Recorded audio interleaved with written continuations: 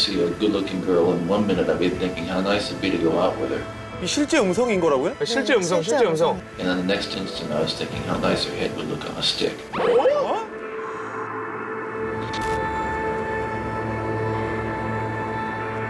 20대 초반 아름다운 백인 여성들 중 신원이 밝혀진 살인사건 피해자만 무려 30여 명. 밝혀진 것만 30여 명이라는 거죠? 네. 그래서 100명 정도라고 추정을 하고 있는 거죠. 이 사실을 접한 대부분의 사람들은 가장 먼저 이런 질문이 떠오를 겁니다. 대체 왜, 무슨 생각으로 이토록 끔찍한 일을 저지른 것일까? Do you want to understand what goes on in the mind of somebody who commits the kind of behavior we call serial murder?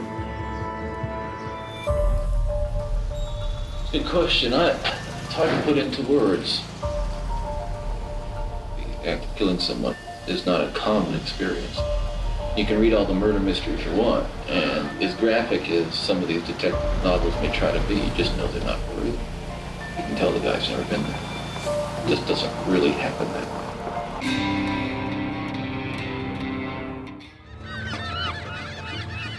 It all began in Washington State. That's where I was living. That's where I grew up as a kid.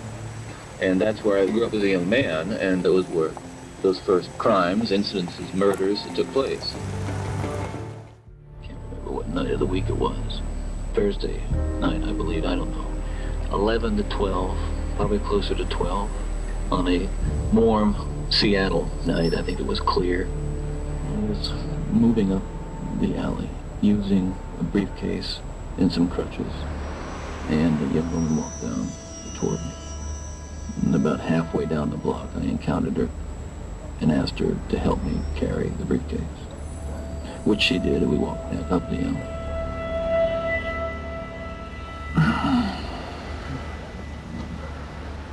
Basically, when we reached the car, what happened was I knocked her unconscious with the crowbar.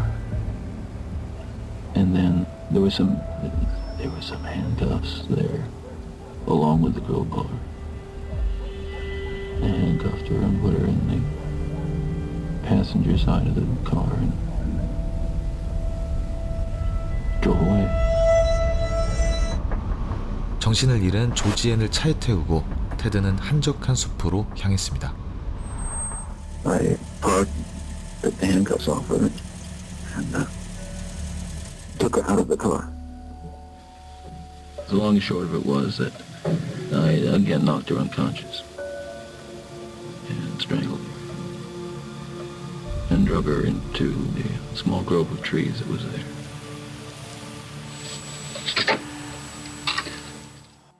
The Hawkins girl's head was severed and taken up the road about 25 to 50 yards and buried in a location about 10 yards west of the road on a rocky hillside.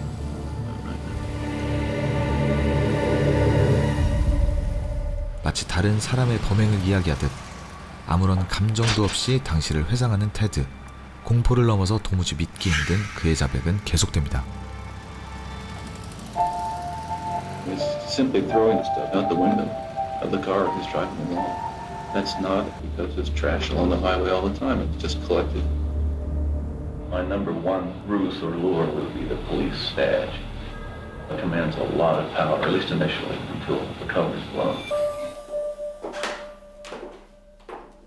My name's Carol Ann Durant, and I was kidnapped by Ted Bundy in November of 1974. 살아 돌아오셨어요? I walked through the mall and was looking in the bookstore window. And a man had come up to me and introduced himself as a police officer. He said his name was Officer Roseland and told me that they had caught someone trying to break into my car. And it's that point that I think I could smell alcohol in his breath a little bit. And I said, "Can I seek some kind of ID?" And he flipped open his wallet and he had a badge. And I said, "Oh, okay." So we walked over on the side of the road and he had a Volkswagen parked there, which I thought was kind of odd, but I thought, oh, he's an undercover cop. We got in his car, but I just didn't feel comfortable. And at that point, I think I thought I had made a mistake.